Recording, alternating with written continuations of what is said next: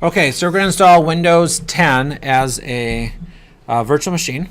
I'll go through the process. I'm using VMware Workstation 15 and the latest version of Windows 10.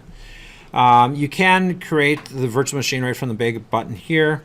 I really like using the menus up here quite often, just using the file open, file new, and things. It doesn't matter how you get there.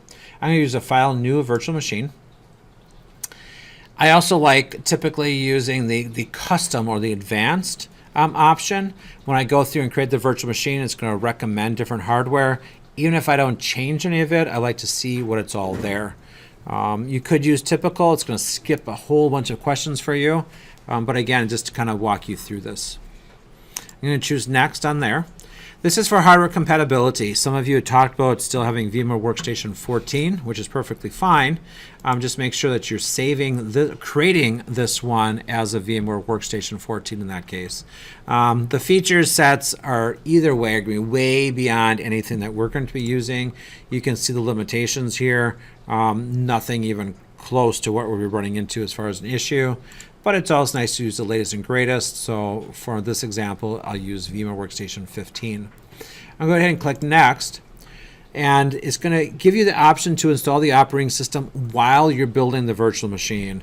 Really slick feature if you're maybe in research or production or something that you need to build a lot of these. It is nice to roll out the operating system while you're creating the virtual machine. But you don't get the experience of actually installing the virtual machine. It kind of does it all for you. It gathers all the questions up front, and then it doesn't give you the option to actually see it during the installation. So we're going to choose the option to install the operating system later. So we're going to build the virtual hardware first, and then come back and install the operating system later. In order to give recommendations, it needs to know what you want to install. This does not lock you into this at all. I could say I'm going to install Windows 10. It's going to give me recommendations for hardware for Windows 10, but I could throw Linux on here. I could throw, some Solaris Unix or something on there. It doesn't make any difference. I am, in fact, going to be using Windows 10 64-bit, so I'm going to choose Next. This is probably the most important screen of the entire installation process. It's naming the virtual machine files. This doesn't name the computer. We have to go back and name the computer later on, but we need to name the files in the directory that's working with this. For this example, I'm going to use Win10-1, be my first Windows 10 virtual machine in this environment. And again, the most important is the location. So if I click Browse, I want to make sure I'm pointing to my solid state external drive. Mine is called Benfield T3. I do want to make a new folder specifically for this class. So I'm going to call it Server 1 PM. And then under Server 1 PM, I want to make a separate virtual machine folder for my virtual machine. You could take all these individual files and just throw them in one big folder, and VMware will take care of it. It knows which is which, but it's really hard for you to be able to manage which ones are which. So I would strongly suggest that you have a separate folder for each virtual machine. I like naming my folders the same as I'm naming the virtual machine so that I'm able to just find them easily and know where they are. So if I'm deleting them or copying them or backing them up, I know exactly what's where. So I made a folder for the class, and then I made a folder for the virtual machine. Click OK here, and then make sure that this is where you want it to be. Sometimes the browse feature, you end up creating a new folder. It ends up making the folder called new folder. That's a really common thing. Or sometimes you're thinking you chose your solid state drive and you end up still being on your C drive, or maybe even a network drive. Make sure that you're on the proper drive. Go ahead and click Next. And now it's going to give you the recommendations. It's saying you're installing Windows 10. This is the kind of hardware that we recommend for you. So by default, it's going to say that Windows 10 should use a UEFI firmware type. You can change the spec to BIOS if you want, the older type of firmware. For the things we're working with, it's not going to really make any difference. So the default is fine of UEFI. Clicking Next, it says you're Windows 10, so it recommends a single processor with dual core. So that's perfectly fine. If you wanted to up the processors or cores, you certainly could. I believe the processors in this computer are actually a quad core, so you could update that if you wanted. but just leave the default of 2 cores. All these things are changeable. You can change the processor and the memory, the types of hard drives, all later on as well. Next, it recommends 2 gigs of memory. It's saying you're running Windows 10. 2 gigs is probably a good number to have. If you're running at home, just remember that it does actually take physical memory. So if you only have 4 gigs at home and you use up 2 gigs on this one computer, could run into some problems. You might want to go down to 1 gig. If you have lots of memory, go up to 4 or 8 gigs and it'll run a little bit quicker that way. I'm going to leave the default of 2. Again, this is something that you can change later on, though, if you decide that you want more memory or don't need as much memory. The next one is the network type. This is where I drew on the board before, making sure that we're in that private network, the network address translated network of the 192.168.118.0 network. And we are. If I chose bridged, it would skip that completely and go right out to the real live network. Right now in the classroom, we're at the 172.16 network. If I was bridged, my device or my computer that I'm installing right now would in fact be a 172.16 address. It's just like your physical computer sitting on the desk. It will be right out on the network. The problem with that is when you take it home, it's going to have a physical address of your home network.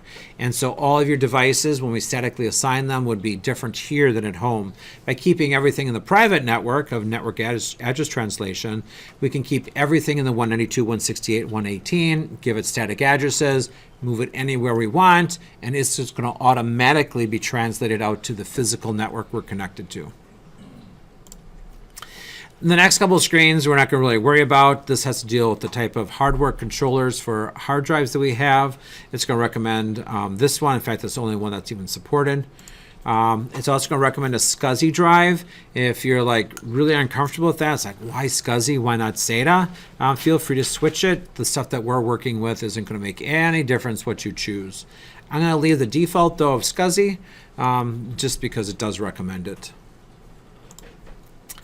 The next thing is going to say you want a new hard drive. You want a hard drive. Do you want a new hard drive or use an existing one or even using a physical disk? You could actually use a physical disk as your virtual hard drive.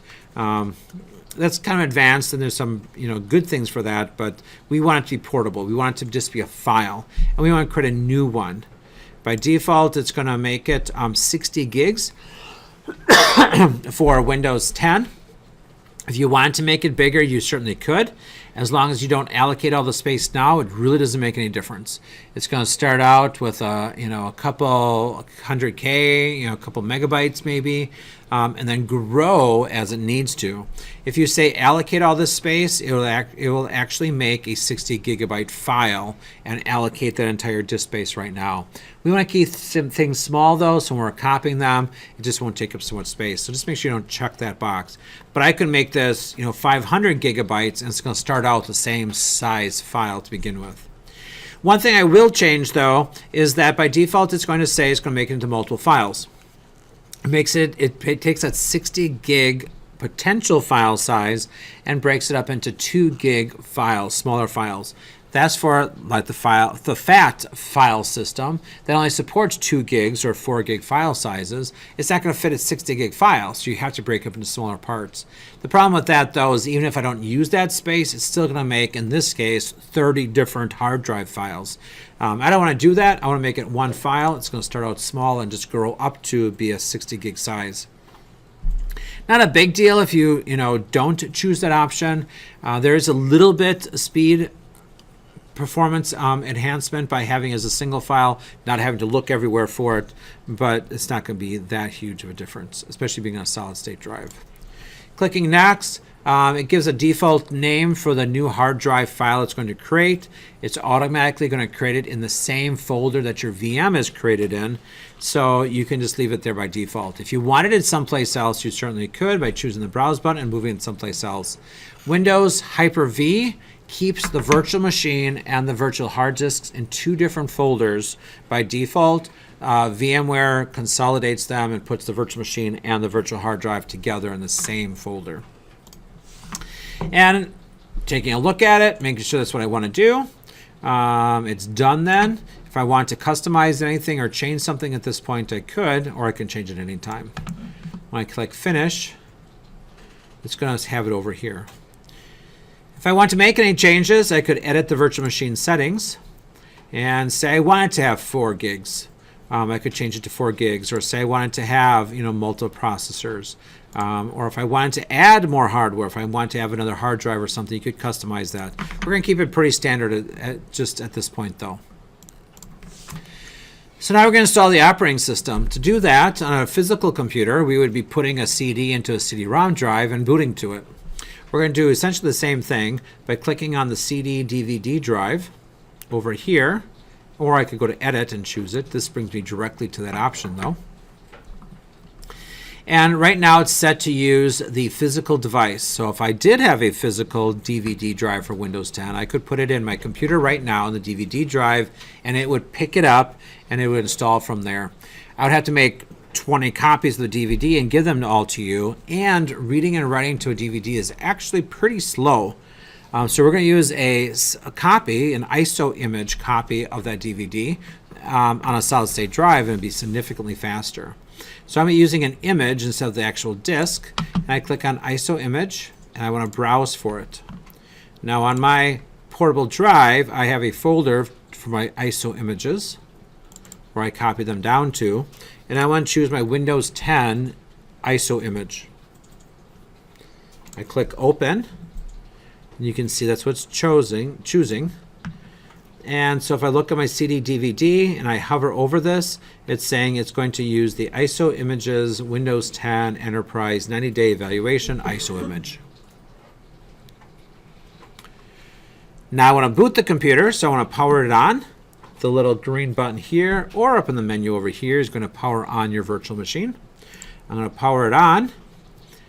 I have to click in the window to become active, and then I can hit any key to boot from a CD or DVD.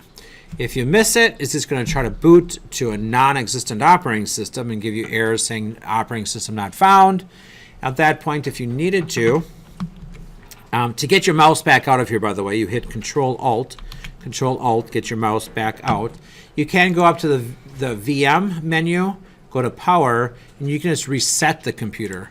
That's doing a soft boot. So you can reset your computer and it reboots again. And then you can shoot for getting the hitting the any key for your CD/DVD drive. Another thing I like to do is to get a full screen mode so I don't get confused on menus and other things on the screen.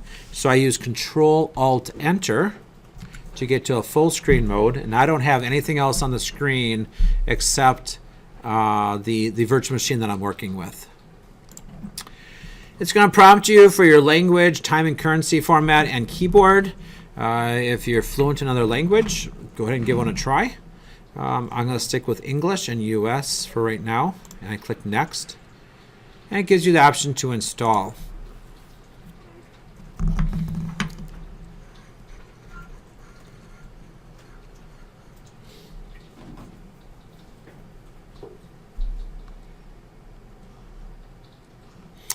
It's going to bring up the license agreement, the end user license agreement, the EULA. After reading it, you would not want to accept anything you do not read. I'm putting in fast forward mode. So after reading it, you can accept it and click Next. And this is a little confusing step, but this is the way it's been in Windows forever. The default is to upgrade your current version of Windows. Well, we don't have a current version of Windows. In fact, most of the time that we install Windows, we're doing a clean install. Very few times are you actually doing a upgrade. So the other option is to install Windows. It just looks a little intimidating because it says it's a custom and it's for an advanced feature, but that's what we want to do. We just want to install Windows. This part can also be a little scary because you look at a hard drive. It's going to install Windows on this hard drive. And many people think, is this my virtual hard drive or my physical hard drive? Am I going to wipe everything out on my computer that I'm working with? This is completely virtual. So there's no worry about damaging or wiping out your local hard drive. Being in your virtual environment, it's not even possible. So you're going to be just fine. So you have your unallocated space of your 60 gig drive that you created earlier, and you go ahead and click next. It will automatically create the new partitions that it needs, the system partition and the reserve partition and all those things that we don't even worry about.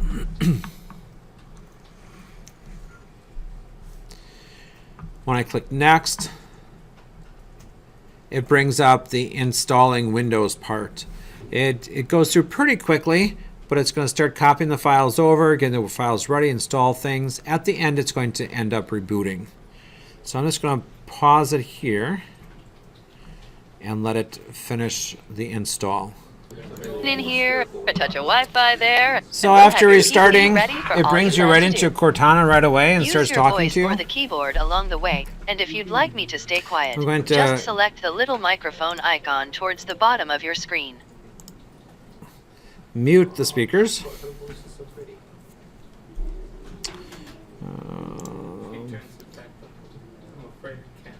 I'm going to turn off the microphone and the speakers. This might be a little bit different than previous versions of Windows of the process of the final configuration steps. So I'm going to walk you through this of how it works in our environment. What region are we? We're in the United States. So clicking yes.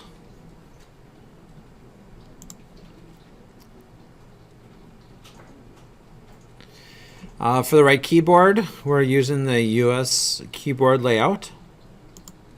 So I just can click yes.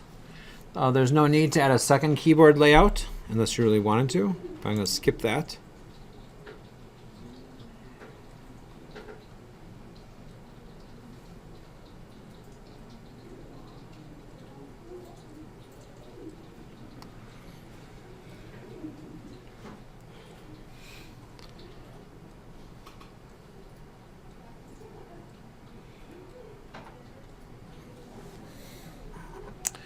It wants you to sign in with a Microsoft account, whether work or school. We're not going to do that.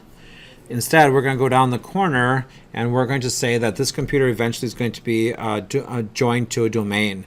Even if it wasn't, if it's just going to be a standalone computer and you don't want to be using a Microsoft account, this is what you'd have to do just to make a standalone computer. You still say domain join instead. When you do that, you get to create a user account on the local computer. Otherwise, you'll be using a Microsoft user account. Make things simple. We're going to name our local user account student. And we're going to give it a password of student, both all of lowercase. It's going to want you to confirm your password, which I will type student again. And it's going to ask you for 3 security questions. They do have to be filled out, so we're going to make it really easy. What is your first pet's name? It just happens to be student. Security question number 2. The city where I was born was also student. That's why I named my dog Student, is because that's where I was born. And that was also my childhood nickname. That way, if we do forget, we can always get back in as student and know all the answers to everything. We're not going to use Cortana. So where it says let Cortana respond to hey Cortana, we're not going to check that. And we're going to decline this whole thing.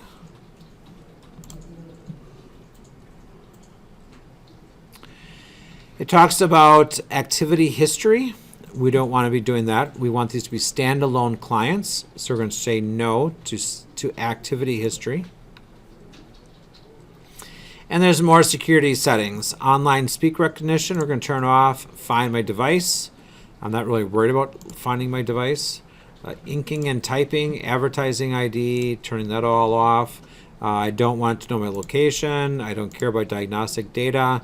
Tailored experiences or no. So I'm just turning everything off and then choosing accept. So we selected, these selected every No on everything. No on everything on that screen. On all the privacy settings. Correct.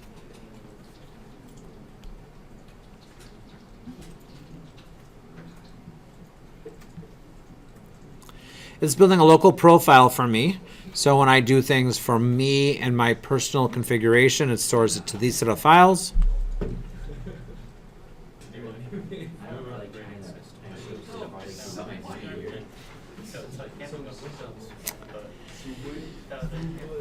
So now that I'm in Windows, I want to do a couple things like I would probably do with any kind of configuration or any new build for a computer. The first thing I want to do is remove the CD-ROM drive disk. I don't want to keep it in there. So I go up to VM and Settings. I click on the CD DVD drive and I just switch it back to use the physical drive. If I don't do that, it keeps this connection locked, and so that ISO image just is a locked file. I can't copy it, I can't delete it, I can't move it. It just makes it locked.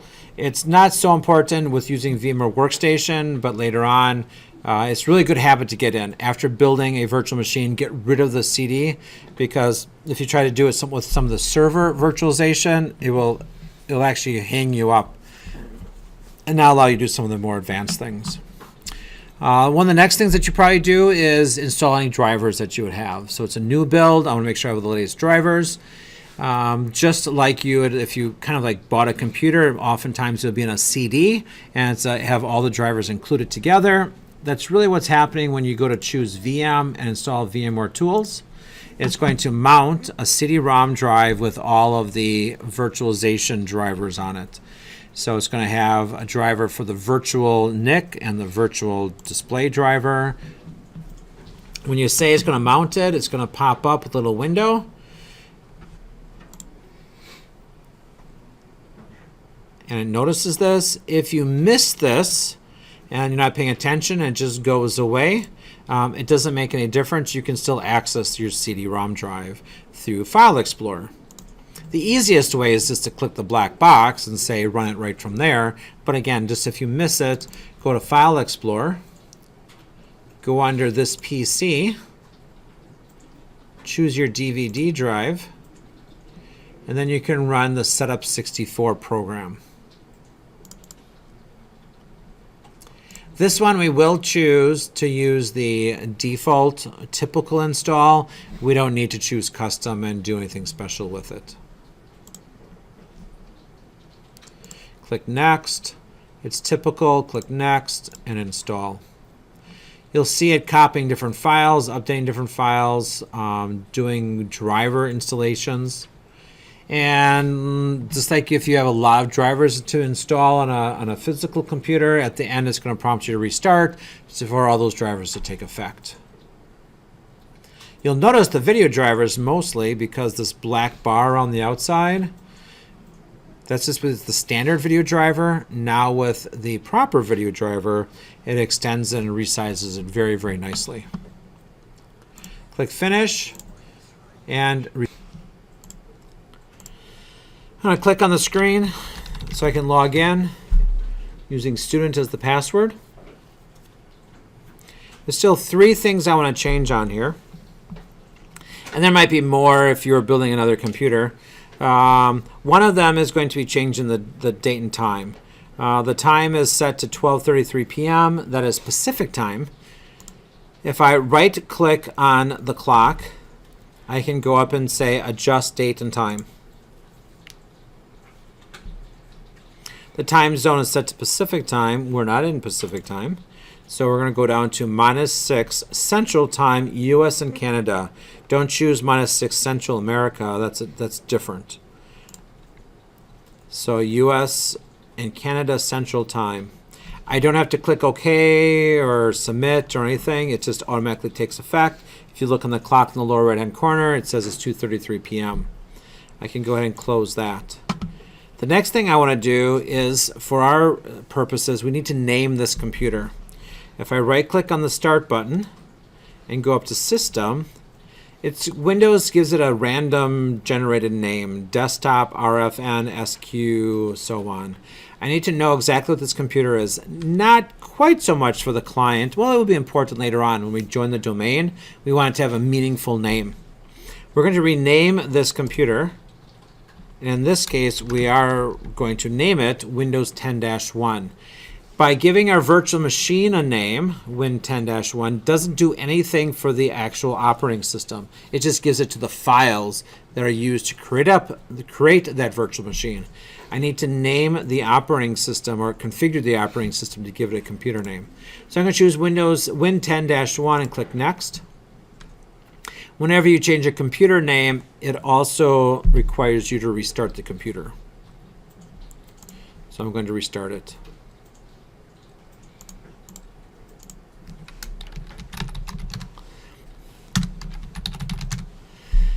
The last setting that I want to make on here is a very, very minor one, but it comes into play as we're working with our virtual machine.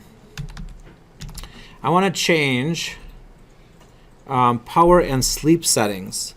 If you wait too long, the computer is going to go to sleep, and it will actually shut down your virtual machine and kind of put it into a hibernate mode. And to turn off your computer, you have to bring it back up and then shut it down. So I want to disable that, because there's times that we'll be like letting our clients sit for a long period of time. And again, it's not going to be a huge deal at all, but it's more of an inconvenience. So the screen, first of all, up on the screen, I want to scroll down and say never turn off the screen. So just keep the client running all the time. I don't have to keep wiggling the mouse every 10 minutes to have it go away. And sleep, I want to turn that off as well. So never go to sleep. So I'm turning off the screen's power off, and I'm going to turn off the sleeping. Again, I don't have to click OK or submit anything. Just by clicking those, it automatically takes effect. Immediately takes effect. Another thing that you might do on a new computer, especially if it's a manufactured computer, is get rid of all the extra applications that are installed. Windows also installs all kinds of extra fun things. Microsoft Solitaire Collection, the Microsoft Store, the Skype, Xbox, and these things you can't get rid of. You can get rid of Xbox Live, but you can't get rid of any of these things. Get rid of Solitaire. You can get rid of Solitaire. So we're not going to get rid of anything, but if you wanted to. So my machine is pretty much set up. So it has the latest drivers on it. It has the right date and time on it. It has the machine computer name set. So I'm really kind of liking it where it's at. Because of that, I want to make a copy of it as of this state. And not really a copy, but called a snapshot. You can take snapshots while it's running. It just gets, it's advantageous if you want to do something really quickly, like take a snapshot, do it, see if it works, and revert to the snapshot. It's much, much cleaner if you do a snapshot while it's turned off. So I'm going to turn off my computer. And I'll go to VM, snapshot, take a snapshot, and I usually call my first one like this, my base image. So no matter what, I could completely destroy this machine right now. I could turn it on, I could format the hard drive, I could remove the hard drive, I could inject it with a virus, I could reinstall a different operating system on top of the hard drive. If I go back to this base image snapshot, it's exactly the way it is right now. Operating system, hardware, and everything. So it's a nice place to go. You can manage your snapshots by going to VM, Snapshot Manager. And you can see that here's the image that I took. It's an off state. Another nice thing about having it off is any snapshots that you have while they're off, you can clone. You can clone a snapshot that's taken while it's running. So I can make another machine just like this one just by cloning it. That'd take all the fun of installing it away though. So That's about it. So if I closed VMware Workstation, I can take a look at my files. Go to my portable drive, go to server 1 PM, and these are the files that it created. So this is my virtual hard drive, even though I said it's 60 gigs, so it'll use up 10 gigs. This will grow as I add things, but I really don't think I'm even adding anything to this machine. I have a snapshot down here. This is the configuration file. This is what tells VMware Workstation how much RAM to give it, where the files are located. You can open this with Notepad. You can see it's just a text file. So what versions of things, where you find things. There are times that you might need to come in and edit something in here. We've had to do it before, but usually you're going to configure these things through VMware Workstation and let it write the items to this file. So that's the installation of Windows 10 as a virtual machine.